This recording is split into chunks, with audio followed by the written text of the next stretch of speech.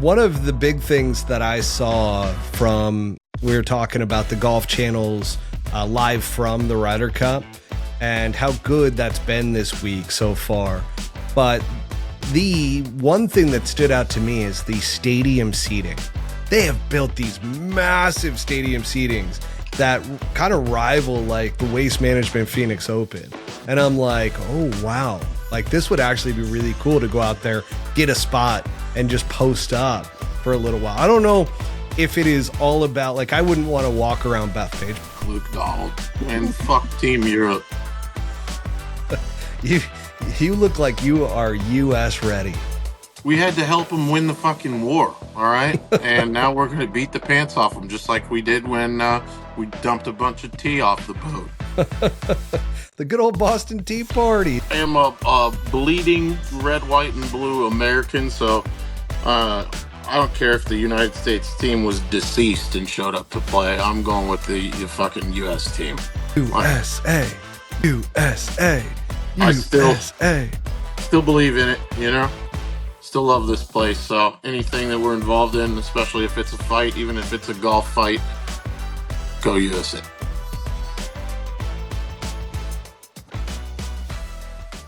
Welcome back, everybody, to Pull Hook Golf, the podcast. I'm your host, Matt Cook. Tonight, we've got our co-host and tour insider, Mr. Brent Grant, with us. We've also got Buttsy joining us here in just a little bit. So looking forward to this episode because this only comes around once every 2 years. It is the Ryder Cup, and this one is very special, the 2025 Ryder Cup Show here on Pull Hook Golf, your favorite unfiltered golf podcast. And before we get started here tonight, we do want to shout out to our sponsors. First off, DevRo Golf. I'm rocking their collection, which they did for the Ryder Cup. I wore the yellow one 2 weeks ago and I realized, oh shoot, this is Europe. A little early. And I kind of like that one a little bit better. Yeah. I got to be honest. That's why I wore it first. But this one is the U.S. style. You got the red Johnny Walker. You got the Devereux golf skull over on the side. Feeling fresh tonight. Feeling very USA. And by the way, this is raised over here, which is pretty cool. And then on the back, it says keep walking. Love it. The Johnny Walker style. So yeah, good shout out to Devereux Golf and Johnny Walker, by the way. Make sure to go get yourself some Johnny Walker Blue for the Ryder Cup this week. I feel like that would be nice on the rocks. You know, we did that during Waste Management Open Week. Oh man, if I was drinking right now, I tell you what, I would be having a couple of those glasses for sure. But make sure, folks, to drink responsibly over the age of 21 or older. Okay. Also, Devereux Golf, you could utilize the promo code PullHookGolf20 at checkout for 20% off your entire order over at DevRoGolf.com. That's DEVEREUX golf.com. And folks, they're going to be coming out with a fall collection too. I was over there a couple weeks ago and I got a sneak peek at the fall collection.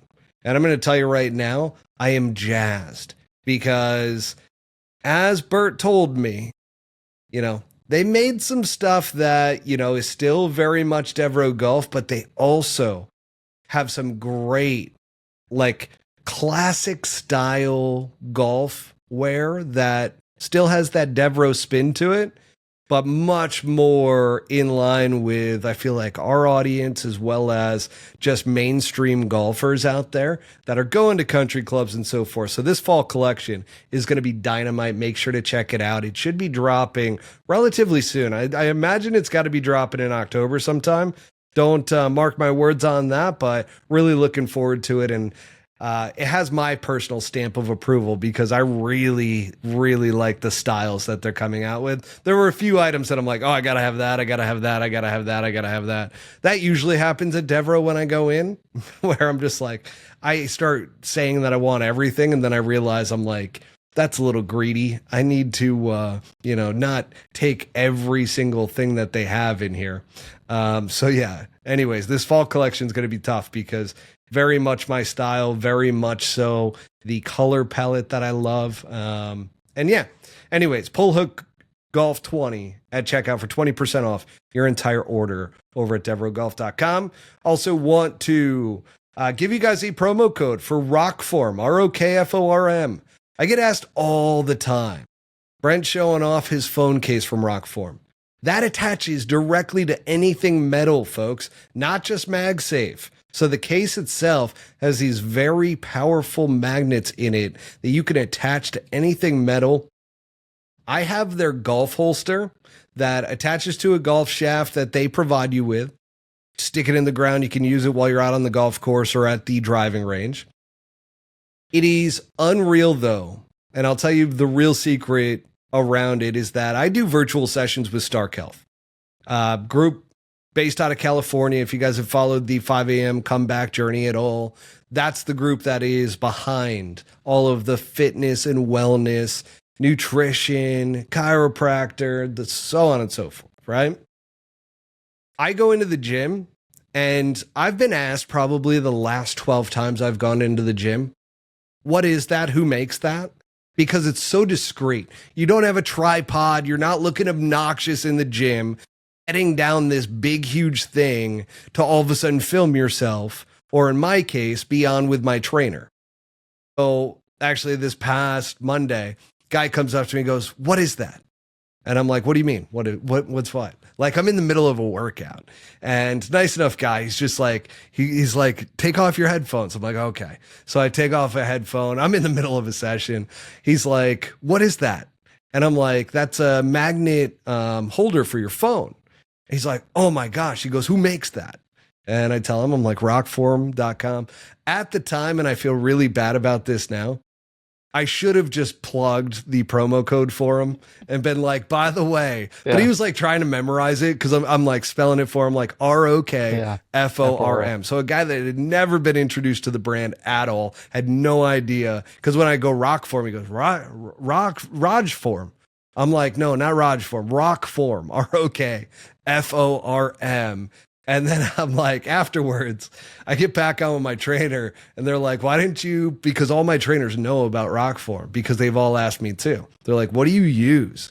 And I have told them, and I believe some of them have certainly ordered because I've seen our orders coming in, which is awesome. But anyways, use the promo code PULLHOOK2025 for 20% off over at rokform.com. Phone cases, everything magnetic that you could want with tech. And then the speaker, by the way, right here, the G-Rock speaker. I highly recommend this. Brent, I know you got the fancier, bigger one that they have, but for me, this little guy, square one, it just is awesome because it attaches to the golf cart, 24-hour battery life. So that's the big one to me because I'm like, I don't want to have to charge this thing. I feel like I've only charged it a couple times and I use it all the time.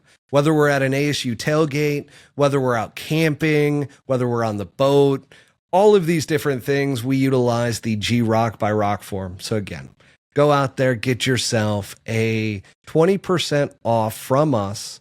And by the way, it also supports the podcast. So, you know, knock out two birds, one stone.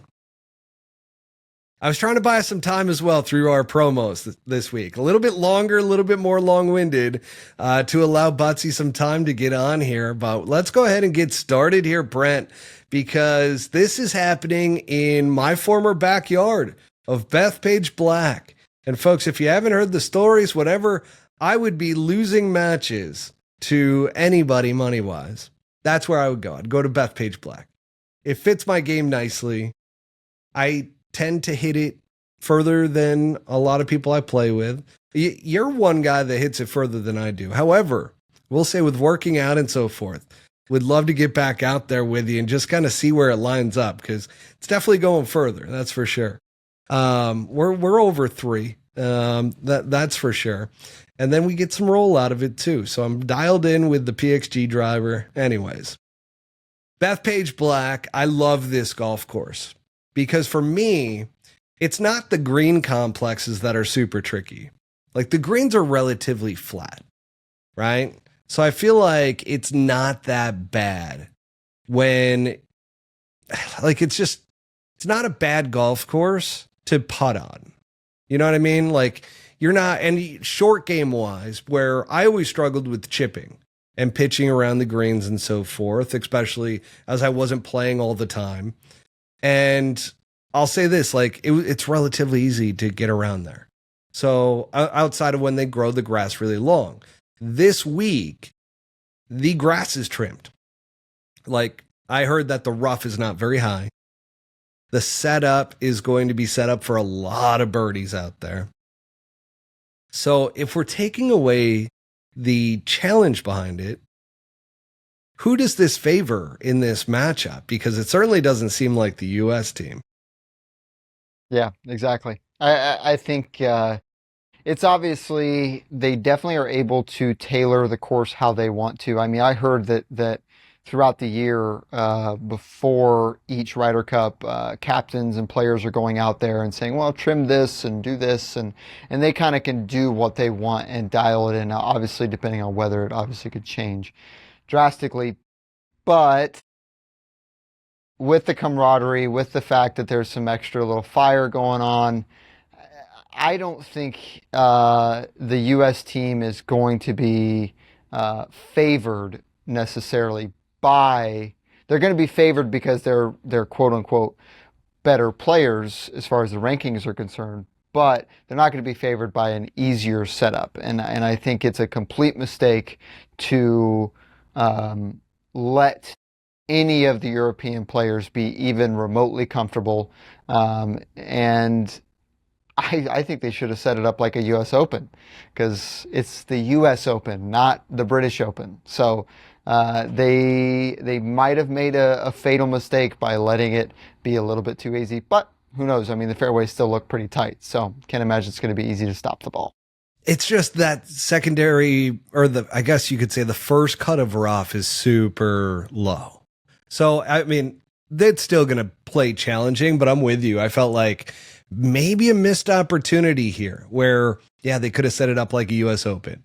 And by the way, this time of year in New York, it is really, really good when it comes to being able to grow thick, heavy grass out there. So I was actually just about to bring on Buttsy, except he just jumped off. So not quite sure what happened there. I was going to bring him on as I was letting you finish out your part of the segment there, because we do have some media as well that I did want everybody to take a look, because it's part of this whole entire thing. But let's talk about the stadium setup. This was the one that kind of blew me away, because I've played there. Like, they've kind of, I wouldn't say rerouted the first tee, but it's a little bit different. And they're making it to where it's drivable, because obviously they want players, especially US players, to take advantage of it. I'm very curious to see what ends up happening there. But the stadium setup is massive. Have you seen the aerial view of this whole thing? I haven't seen aerial. I've seen obviously guys, standing in the middle, and then I've seen kind of from each side. But I can assume it's probably like a small football field. It's like a stadium.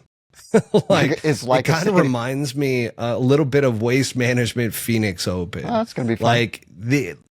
It is massive, that first tee stadium setup, which I think goes to when we've talked about with the fact that the Ryder Cup might not be the best fan experience because your views and everything are not great. I would just post up on that first tee box 100%. if I was going to the US Open or to the Ryder Cup.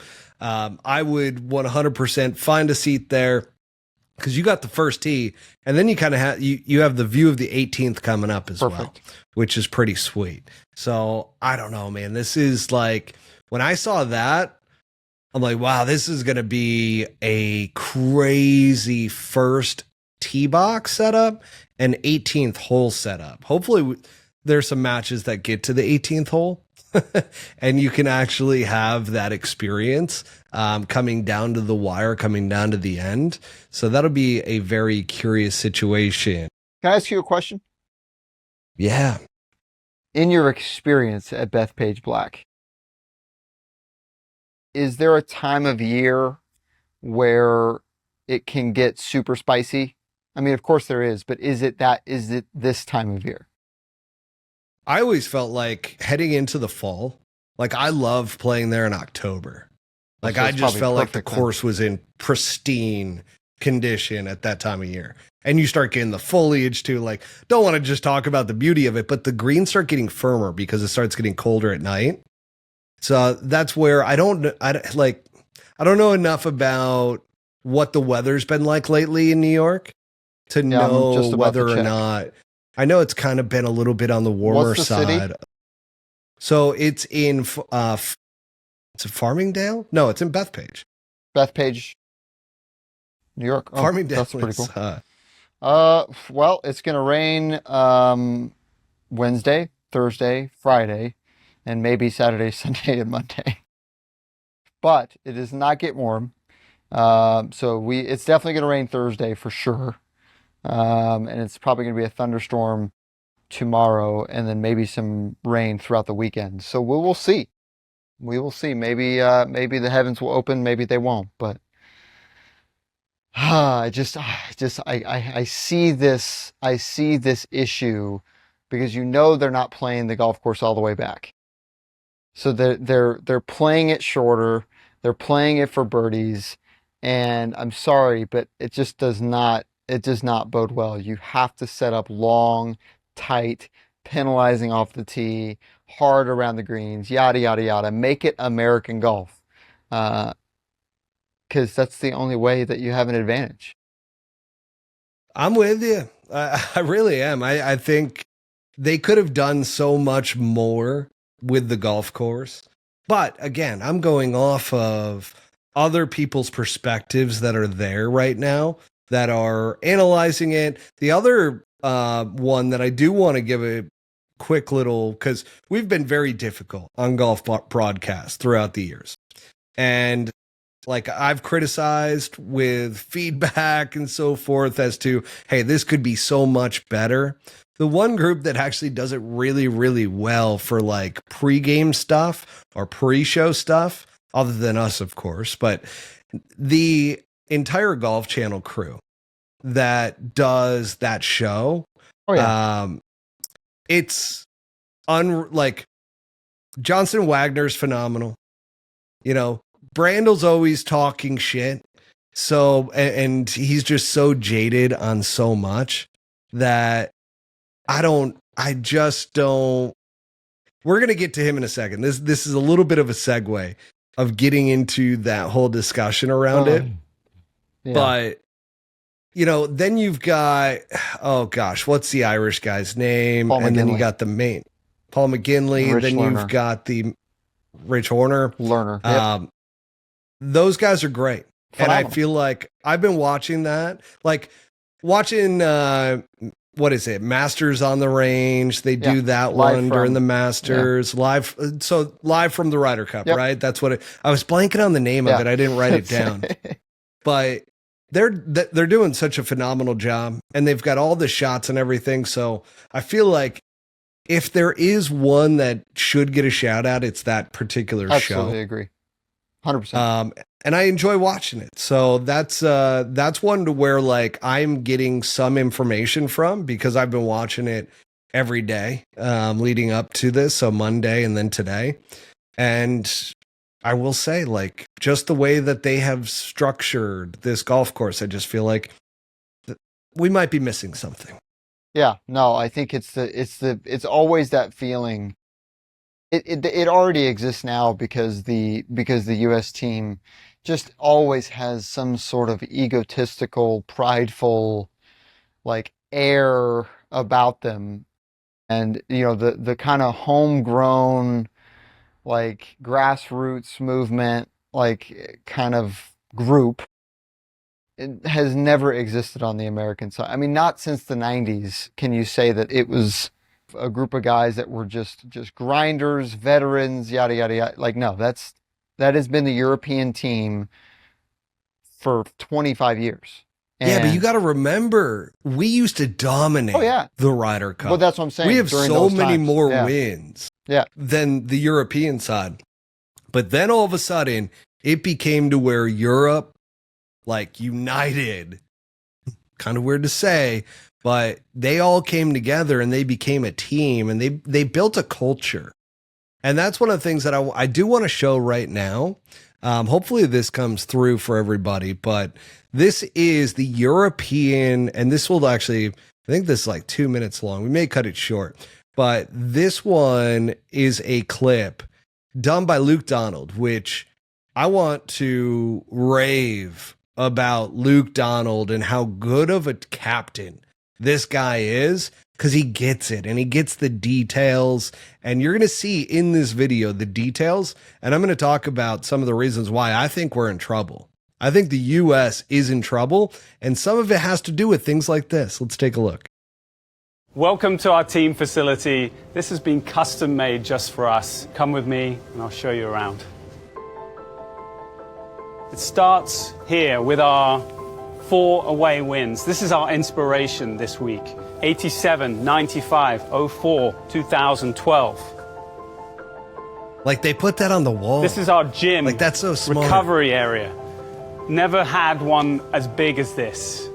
Look at the size. I mean, the size of it's insane. This is a really, really important room.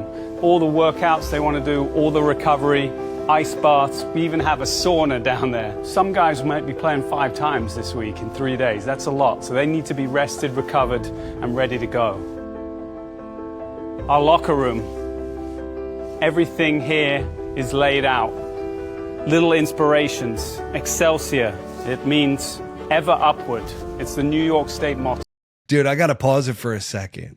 They took the New York motto and added it to their stuff. Like, how smart is that? Get it. And then putting 4 dates on the wall as they're walking through the hallway to where it is the 4 away Ryder Cup wins. Not just all the Ryder Cup wins that the Europeans have had, but the 4 away ones to remind them. Just, this stuff just is wild to me. Every locker is player, caddy, player, caddy. We are one unit. We are together. And while they're getting their stuff ready, getting ready to go on the golf course, they can look at their wall of history. This is, again, an ode to all those times that we have won away. Down here we have some quiet rooms. A couple of them. They got bedrooms in there. Bedrooms. Again, this is a busy week. There's a lot going on. Full beds. This is our team dining area and our lounge area. It's family orientated. We've thought about all the little details to make these guys be able to perform at their highest. But now let's go to my very favorite room, the dressing room.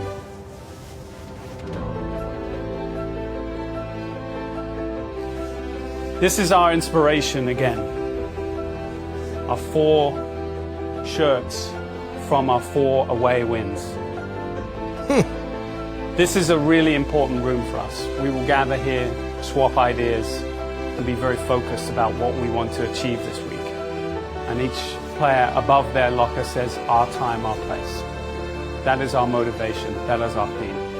And the last inspiration that they'll see before they head out to the range, out to the golf course, is this. This is your time. This is your place. It's their time to make history in New York, and we'll be ready.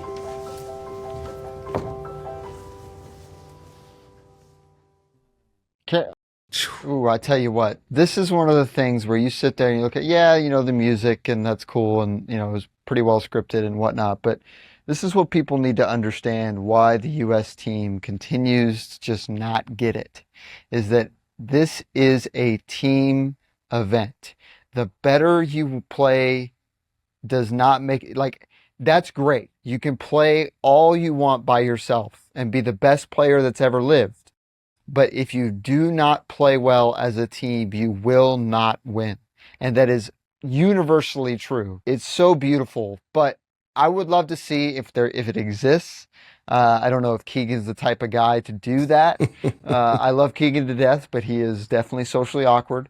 I know he's fiery, so maybe it'll get a little bit jumpy during, you know, when it comes game time, since he's not playing. But this is that entire European team would go and put their hearts on the line for that guy. And I don't believe there's a single person on the U.S. team that could say that they would do that for Keegan. The details are what get me on that whole thing. And I'm like, I just could not wrap my head around the fact that every little detail was covered, and the motivation, the little details of motivation, those matter. Like, those are the things that are the 1% differences that make that change. And they're in a hostile environment. But to make it that detailed, that motivational, that comfortable, because that looks like a place that I would want to hang out like during the week. Austin Whittington says a lot of thought was put into that European team headquarters. It really was. And so, yes, Keegan Bradley, fiery, like you said, very motivational. Like I heard something, they had his voiceover on something on a clip. I did not grab that one because it was a motivational clip. Like that's where Keegan Bradley is going to come into play. The fan base is going to come in play as well for the U.S. team. The New Yorkers need to be huge this week. I know why they did the pricing of the tickets the way that they did. And there is a fear that you're going to get a bunch of hecklers out there that are out of control. And they've been asked about it. And they have thought about it. Like it's at the top of the mind for the PGA to make sure that security's in place. Like they've got everything so it doesn't get out of hand. New Yorkers have a tendency that things can get a little bit out of hand, but they are great fans at the end of the day. Like they know the line not to cross. I don't think the pricing should have dictated that, in my opinion. But at the same time, it's like we need the New York crowd because that's the difference maker. That's the one that the Europeans will not have out there. Like New York, we got to show up in a big way. See, that's the thing, right? Is like the assumptions that the U.S. team are making. It just that's not a world that I'm familiar with. The assumptions are the things that kill you in the end because you get them wrong. Yeah. What does he say? Kyle over at Car Barn Guy says that's what 5 Billies meant. He's got $500 on Euro. There you go. And I don't blame him. I mean, everything that I have seen and just like the gut instinct really has been around the Europeans being this team that is going to take it this year and go into Bethpage, the hostile territory, and beat the U.S. team. Let's bring on Buttsy. He finally has made it. Before, when he was trying to jump in, he said he was still in the car. So he was trying to jump in from the car. Let's see where he's at now. Oh. Mr. Buttsy has joined the podcast. Here we oh no, he's having issues. You get him one of those Rokform mounts. He's got the Sugarloaf hat on. Wow, looking sharp, buddy. Looking sharp. Hey guys, sorry I'm late. Oh, good. We've been getting into all of this Ryder Cup stuff. We just watched a video that Luke Donald took the European Ryder Cup video staff through their headquarters that they've built at Bethpage Black. And it is phenomenal. There was not a detail that was missed. He even put Excelsior, which is the New York State motto, on their golf bags and on their different pieces to wear motivation. In the hallways of the headquarters, Buttsy, he put the 4 years that they won Ryder Cups away from home. I'm like, dude, this guy did not miss a single detail of motivation for his team. Luke Donald and fuck Team Europe. You look like you are U.S. ready. We had to help them win the fucking war, all right? And now we're going to beat the pants off them, just like we did when we dumped a bunch of tea off the boat. The good old Boston Tea Party. Is that a reference to that? Could be. Wow. Pretty solid history buff, Mr. Buttsy. Absolutely. Now, let's talk a little bit about We talked about the stadium setup. We talked about the New York fans. New York fans are probably going to be the big difference maker this week. They were very afraid, the PGA, in regards to getting too rowdy of fans out there, which New Yorkers tend to be at times. But I feel like there's a line that New Yorkers don't necessarily cross. Like, they're pretty smart sports fans at the end of the day. But there was some fear with that. And I wonder, do you believe that the ticket prices being so high were like one of the reasons was to not allow it to become too rowdy? You're thinking it would just bring a different demographic, like people that have money are more calm, so to speak, or know how to act more proper, maybe? I don't know. Maybe if it wasn't the U.S. versus team fucking Europe. I think that may be the deal breaker, the offsetter, where everybody in the crowd could be multimillionaires and they're still going to be very loud and make sure they get in everybody's head. I like that. I like that a lot. Yeah. What would you do? Listen, I would just allow them to come on in. Let's make it as rowdy as we possibly can. Obviously, there's lines that you don't want to be crossed, but you do want to get under the European skin. Yeah. And I think that would be great for Team USA. And again, that six man, so to speak, the fan base in New York for Team USA, it's going to be rowdy. It's going to be great. And let me show you a little clip here that I came across that the rowdiness is starting well. Let's just put it that way as we take a look at this one. Yeah, I saw this. Rory skulls a wedge.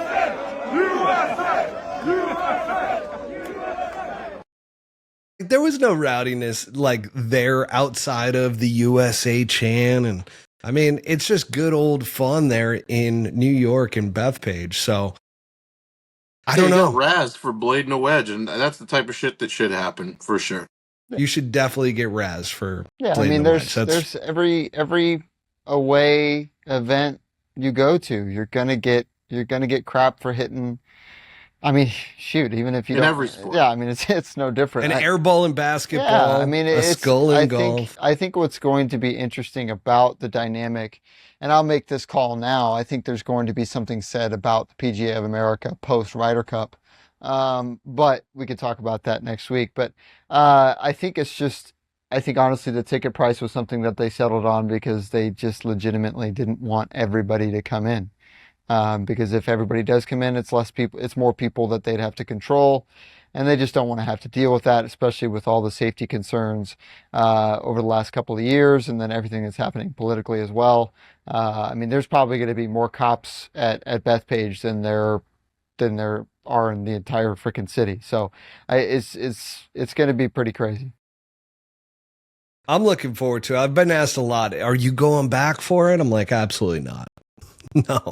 No chance. I'm going to watch this on TV, and I'm going to love watching it on TV. Well, you know, our boys over at DevRo are headed out there in the morning. Oh, yeah. That they are. Good luck to them. Walks. They're not going to have a bad time, huh? No, they'll be fine. They'll be up in the stands. They're going to have a great time out there. I feel like I would love to be there. It would be something I would enjoy. One of the big things that I saw from, we were talking about the Golf Channel's live from the Ryder Cup and how good that's been this week so far. But the one thing that stood out to me is the stadium seating. They have built these massive stadium seatings that kind of rival like the Waste Management Phoenix Open. And I'm like, oh, wow. Like, this would actually be really cool to go out there, get a spot, and just post up for a little while. I don't know if it is all about, like, I wouldn't want to walk around Bethpage. Bethpage is a long place to walk around. 7,400 yards. You're going uphill, downhill. Like, there's a lot of that going on. I've walked it. Gosh, I think I've walked it every time, if I'm not mistaken.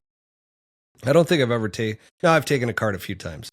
I lie. So, but it is a hilly course that as a fan, I don't think I would want to kind of try to walk every single hole. I'd definitely just be sitting up in the stands, but the stands look pretty sweet. Find a comfy zone to spectate from for a couple hours. Exactly. I probably have a plan. Yeah. I mean, maybe, we're going to start over here for the day and then after lunch, make our way, grab some food and then go over here, close it out. There you go. The next part that I want to get into is actually a nice little clip that Arnold Schwarzenegger sent over to us. So let's go ahead and take a look at that. Go Team USA, fucking Ryder Cup, baby. Fuck you, Brandel. The bots are gonna love this one. Look at that. Fuck you.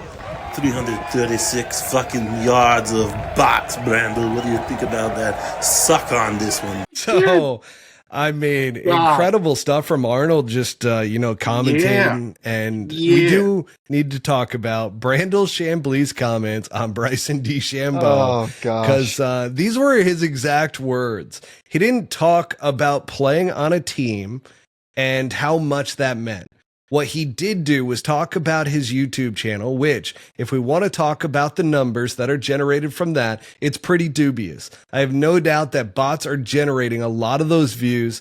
There may be some interest as well, but that's what he wants to talk about, not the team, not the Ryder Cup. So let's get, obviously you just heard Arnold Schwarzenegger talk about Bryson and what Bryson was thinking about Brandel. What do you guys think? Which side of the fence are you on with the Brandel Chamblee versus Bryson on that?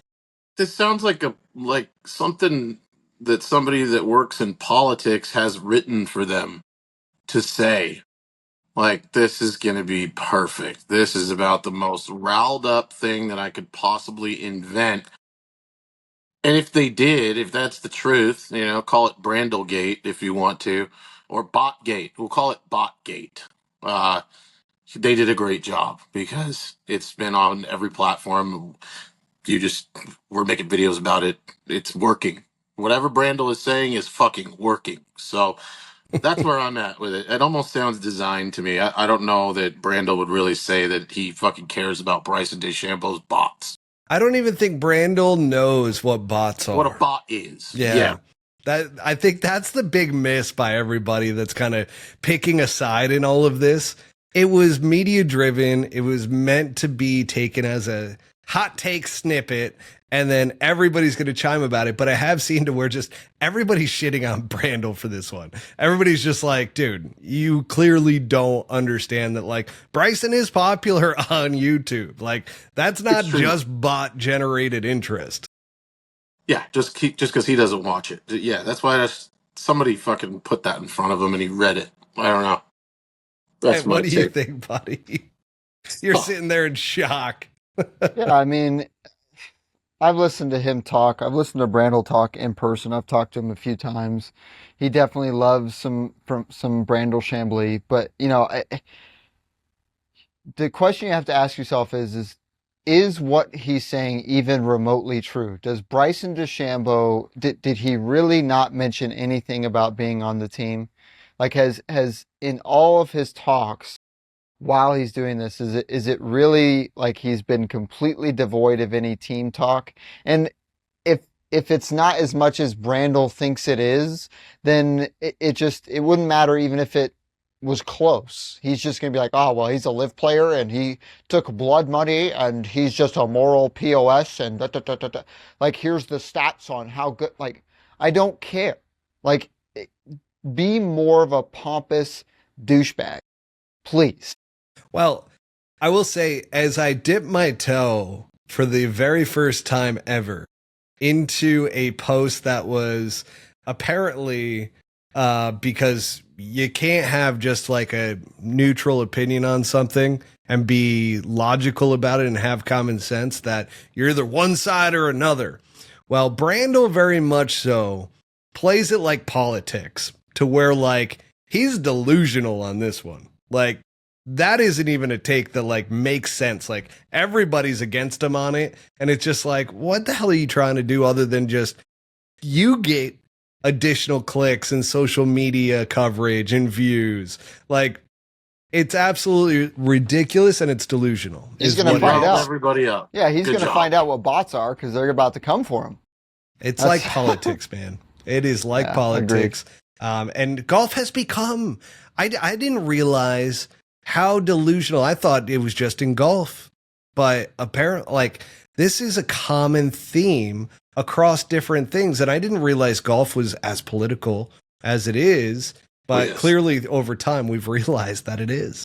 Oh yeah. I mean, it's why it's like a perfect case study to look at Xander and Scotty last year and notice that they never talked about any of the changes, and yet Rory, Cantlay, Spieth, Thomas, all of these great players were playing like crap, and Scotty and Xander pretty much walked away with anything because they don't give a damn. And it's like, focus on golf, play great golf, you make more money, that's great. You focus on politics, you don't play golf as well, and your life is miserable. I mean, it's terrible stuff. Buttsy, you look like you got something to say. Oh, I was just commenting on Brent's hand signals as he goes.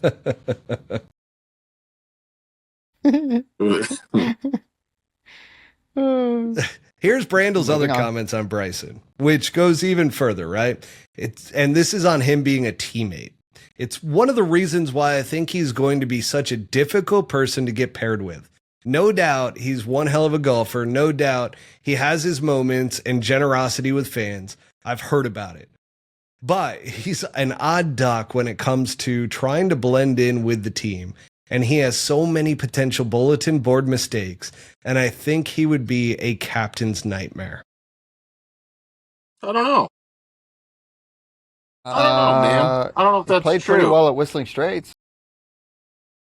I think he's a great Ryder Cup teammate. Phenomenal. Like, once again, fiery. This kind of goes to the delusional side, to where it's like he's in live golf. Yeah. And that's it. And he's bad. Like, no matter what, you're going to label him because he's a live golf guy. I don't think the team has a problem with Bryson DeChambeau. I haven't heard a single person talk negatively about Bryson DeChambeau. And guess who he's got him paired up with? Or Keegan Bradley's got him paired up with? Justin Thomas. Justin Thomas, yeah. Like, that's a perfect pairing. Like, JT doesn't have Jordan Spieth. He doesn't have, Ricky Fowler. So it's like, yeah, pair him up with Bryce. Those two guys have huge egos. It doesn't matter. Like, pair them up together. They're not going to they're going to fucking fuel each other's fire, dude. Exactly. Yeah. This whole conversation about, what's the U.S. team really going to do about this XYZ? I just love the fact that there really hasn't been much talk from the guys. Like, I remember, I think it was Paris, or Italy, where they were talking about the hats. Rome. It was Italy. So it was Rome. They were talking about the hats and all this issue with the Netflix thing. And it just there's everybody's kind of just closed ranks, and it's been beautiful to see just a one solid mind coming from the captaincy, which is great. I mean, if you go back to Rome 2 years ago, Patrick Cantlay was all the talk and all the controversy about not wearing a hat. So, why isn't that part of the conversation coming into this year? Don't hear a word about Patty Ice because the team likes him. Team doesn't have a problem with him. Same thing with Bryson. Yeah, exactly. So, I mean, I don't get it from Brandel, other than obviously playing it like politics, to where he's bad, I'm good, this is what it is, and this is the only way to viewpoint it. So it's just, unfortunately for Brandel, he's on the wrong side on these. He loves, and I think he loves that. Oh yeah, he absolutely does. I think we all agree he loves that. He loves being the guy that says the controversial thing. I mean, he always has. When Tiger was going through his thing, and even into the 2018-2019 season, he was talking a bunch of mess, and Tiger ended up proving him wrong, and then he talks crap about Scotty, and Scotty proves him wrong. It's Brandel loves being the guy. Exactly. Thank you, Trot. Brandel is lighting the fire, and unfortunately for Brandel at this day and age, he's getting a little bit long in the tooth, and I think everybody's getting a little bit over how he is. You look a dumb. Exactly. I can't stop staring at that Sugarloaf hat from Devereux. That visor, Buttsy. That thing is great. It's very American. Very American. I love it. That's awesome. I like the script on it. It's pretty solid. Very solid. Thanks, dude. The other side to this is that what Patrick Cantlay was complaining about, and it kind of got tucked away very quickly after the report came out about him not wearing a hat because he wasn't being paid. U.S. team got paid this year. So they're getting paid about the same amount, which I do not know what that is, that they're getting paid for the President's Cup. So do you guys think this is a good thing, bad thing, or indifferent in regards to these guys getting paid?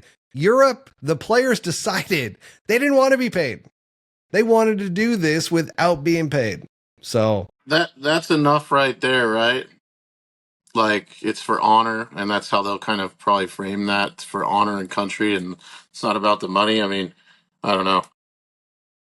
It could be for honor and country and all that, and if you want to throw me a few bucks too, great. Like, for the effort. I mean, I don't know. That wouldn't bother me. So you don't think it changes anything? Not to a person like me. Now, that's how I think. I don't know if 90% of the rest of the world shares that viewpoint. Probably not, but it doesn't bother me. Brett, what about you? I mean, as a professional golfer, having an honor of going and playing in the Ryder Cup. I mean, they need the money. They need the money. Do you think that they need to put food on the table for their families by playing in the Ryder Cup? It just shows exactly. I mean, all of the satire and the facetiousness aside, like the sarcasm that you could throw at this, because it's just ridiculous that these guys are still talking about how much they're getting paid. Just shows you that this whole idea of putting on the stars and stripes to them, to this group of players, they don't care. And to me personally, and it's totally, I'll own it as my own personal bias. My family has fought and bled for this country. If I was given the honor to put on the stars and stripes, I would pay to do it. I'd play the whole European team by myself if I was wearing the American flag. I don't think care. that'd work out well for you. But the point is like you'd show up in a Higgins boat. Like literally, like it's just like I don't care. And it's the whole idea is like kind of what I was saying earlier. It was like the guys in the 90s and early 2000s, those were just a bunch of just crusty, salty veterans that just loved the idea of beating the living crap out of the European team. The American team now is a bunch of playboys that just want to get out there and want to be shown so it grows their brand and show how cool they are. But it's the stars and stripes. You think Scotty Scheffler's a playboy that wants to show off his brand? I think if Scotty Scheffler takes the check, I think he's dishonoring the stars and stripes. Yeah, I do. Oh, okay? So you're saying you find it dishonorable to take the money offered? 100%. So Austin Whittington, you might have missed it a few minutes ago. He said it was $200K, and he heard that Patty Ice donated it all to charity. I hope he did. Listen, I'm not against them getting paid, but it definitely leads to a narrative that the Europeans turned it down. And once again, these little edges that the European team gets. Thank you. Even little narratives like this, they play. And guess what? There might be a sly comment that comes out in the middle of a match that kind of sets somebody off, There's like these little digs that can happen, and who knows what ends up coming from this, but I will say this. Luke Donald, with everything they did, all the details that they did for that European headquarters, then you even have narratives like this. Everything is pointing towards the European team this year. And that's got to just absolutely bug 3 Americans on this show that are having to talk about how well the Europeans are doing it right now. They should just pool all their money that they get from it and use it to get the Statue of Liberty cleaned, Yes. Maybe something like that. Just donate it to the city. Just donate it. I mean, or show up with a statue painted red, white, and blue, Rory McIlroy crying, but have it just be like 300 feet tall. No, like a real one. Like a real one. That'd be genius. Yeah, like at the course. That's the thing, right? I mean, like you look at how all this ends up breaking down, and you're just like, oh, okay, so the Americans are whining about how much they're getting paid again, and you're like, oh, they donated it to charity. That's great. Like, what they should have donated it to? to the beers. Andrew brings up here on YouTube that how about those beer prices, laugh out loud. Let's donate some of that money and get these guys loaded up early in the day. That's smart. Yeah, I mean, shoot, that would be better. And talk about the storyline. All of a sudden, the narrative shifts. USA team just donated all their money to beer for all the patrons. So what do you guys think about, because I think it was Rory that said that this narrative may turn some of the New York crowd against them. This idea that they took the money and that they, I mean, the New York crowd doesn't, I mean, if you go in a wrong direction, it's not like they stay super happy with you all the time. Like if you piss them off, even just a little. New Yorkers are loyal though. They're not. They are not going for the European team. Quick to boo. Well, boo for sure. Let's just play this out. Let's just say we're on the 4th tee box and there's a huge crowd and all the New Yorkers are there. I just don't think that these guys are going to be like, "Fuck this team. They took the money." There might be some New Yorkers that say I'm not that. even going to root for I'm leaving. I'm going to sell my tickets. These guys took the money. I'm fucking leaving. Like. They don't give a fuck. You got to think about the international presence in New York, though. It's not like, I mean, they can't afford the tickets. That's what the Americans can't afford the tickets. The international people can't. That's the thing. Oh shit, dude! You might be right. I wonder how big of a crowd will be there supporting Europe. I'm just saying, we're gonna find out. It's because I mean, New York City is a melting pot of international people. You can't make the assumption that the whole New York crowd is going to be great. That. Yeah, you might be, because it's the United States and you got all these flag burners now. Like you might have a bunch of Americans out there that are just rooting for Europe out of spite. God, let's hope not. I hope we don't see. We're not going to see that. I don't think we will. Not at a golf. Golf's like still a holy ground there, so I don't think we'll see that. But goddamn, can you imagine the amount of fights going on? Somebody's right outside the gates. There's a good one. Will there be a fight? Absolutely. In New York? Absolutely. It's a good question. Will there be a fight on the grounds? Over under 3. Under 3. Okay. You might. Oh shit. That says 3. I was saying 1. I'm saying over under. I mean, if you go 1, you're under. You're on the under. Yeah. That's the Vegas odds. Vegas odds are that's what Vegas said. 3. They literally put that out. It has to be a reported fight too. Otherwise, it didn't happen. So yeah, I think you guys are right about the idea that if they were to put that money towards a good cause, it would swing some fence sitters, and maybe they'd swing red, white, and blue. But it's too many assumptions that the American team makes every single time we're home. And it's just like Medina was like, oh my gosh, we're going to kill them. And then they just absolutely roasted our ass that year. Will the fight Trot brings up a good point. Will the fight include Rory McIlroy? That's what I'm saying. Joey steps across a player.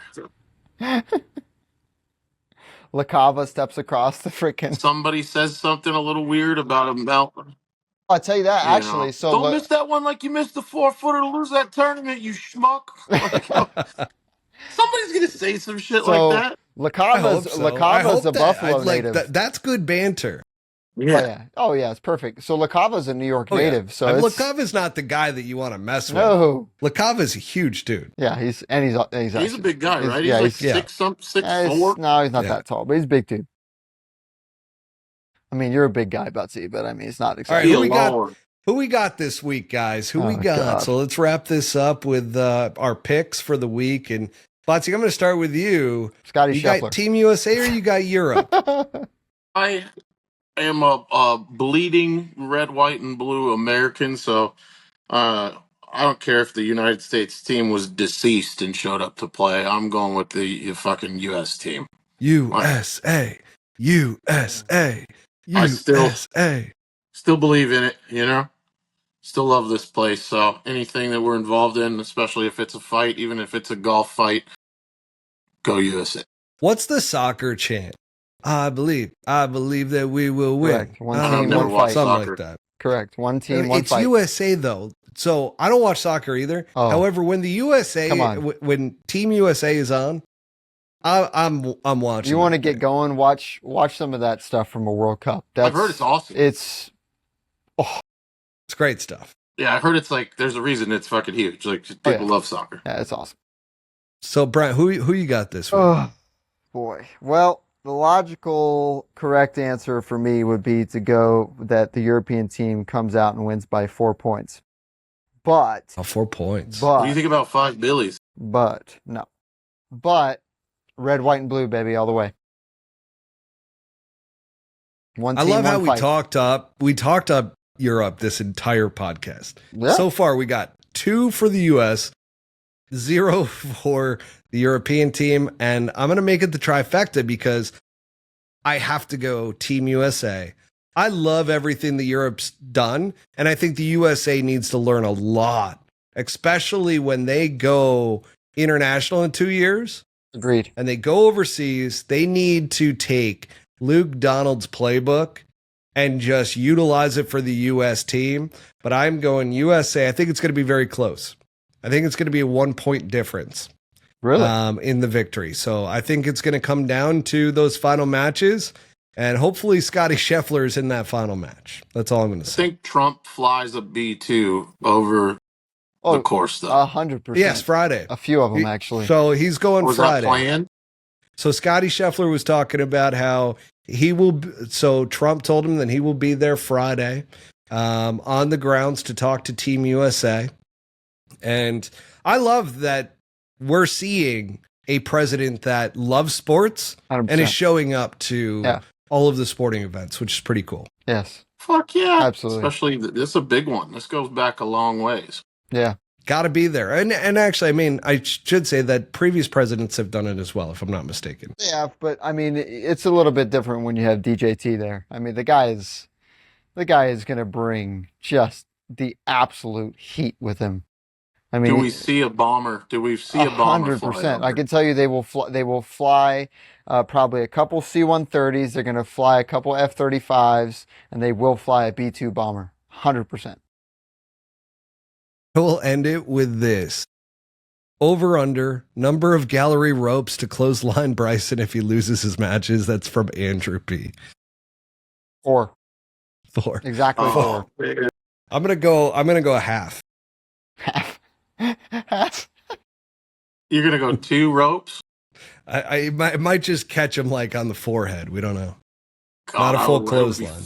Wear a T-shirt out there with a rope on it. And Just one rope, dude. 2 stakes. That'd be awesome. never forget. Yeah, there you go. Everything's gate now. Rope gate, bot gate. Pizza game. I think, yeah, maybe we see one. We might see one rope battle. We'll see. And then last comment here from Trot Golfer. God.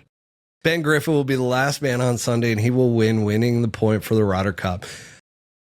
I hope for his sake that it is Not that they him. don't put that amount of pressure on Just him not after him. the short miss at Silverado and Napa Valley not last weekend, but the weekend before. It might I be would where hate that for him. where he proves it, dude. Maybe he does. Maybe Trot's right. Maybe Trot is like a real life Marty McFly, and he's from the He future. knows. And he's already seen this play out. I've met the guy. Like, he's stoic and has a look of wisdom that you can't really explain. He might be from the future, and he might be right. He does. He's definitely his own vibe, that's for sure. And he rolls his Man own of darts, wisdom. which I really love. You got to respect it. You really Yeah. got to respect it. Yeah. 100%. All right, gents. Ryder Cup 2025. Start watching on Friday. Let's go, USA. Peace out. A-Town down.